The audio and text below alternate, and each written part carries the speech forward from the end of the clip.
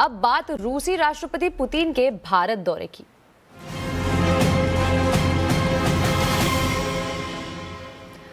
America से लेकर Europe तक, चीन से लेकर पाकिस्तान तक, कल तक सबकी निगाहें दिल्ली पर रहने वाली है। रूस के राष्ट्रपति व्लादिमीर पुतिन के स्वागत के लिए दिल्ली पूरी तरह से तैयार है। पुतिन का यह दौरा भारत रूस के 23वें वार्षिक सम्मेलन के लिए है। प्रधानमंत्री नरेंद्र मोदी के न्योते पर पुतिन दिल्ली आ रहे हैं। पुतिन के भारत दौरे के दौरान डिफेंस समेत कई समझौते पर हस्ताक्षर होने की उम्मीद है। भारत और रूस का रिश्ता दशकों से भरोसे पर टिका है, लेकिन दुनिया बदल रही है। चीन की बढ़ती शक्ति, अमेरिका का दबाव, यूक्रेन युद्ध की परछाई और एशिया में नई सुरक्षा चुनौती इस साझेदारी को नए रूप में ढाल रही है। इस यात्रा में सिर्फ समझौते ही नहीं, बल्कि दोनों देशों के भविष्य की दिशा तय होगी।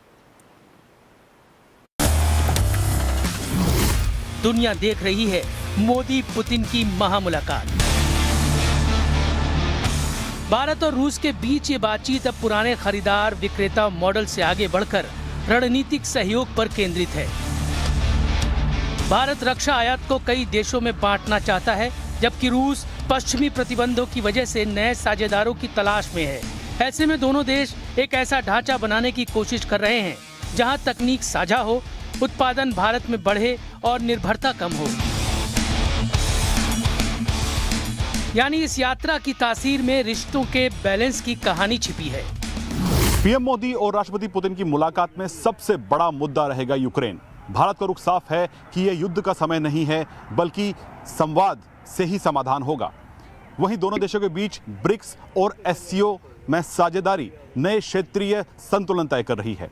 वहीं इंडो पैसिफिक में बदलती रणनीतिक हवा भी इस मुलाकात में अहम भूमिका निभाएगी।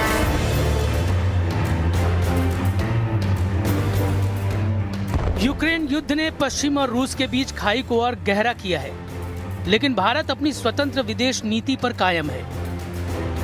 यूक्रेन पर भारत शांति, संवाद और स्थिरता की वकालत करता है, जबकि रूस चाहता है कि उसकी स्थिति को वैश्विक स्तर पर समझा जाए। एससीओ और ब्रिक्स में दोनों देशों की भूमिका बढ़ रही है, जिससे एशिया में नया शक्ति संतुलन बन रहा है। इंडो पैसिफिक की बदलती राजनीति इस बातचीत को और अहम बनाती है।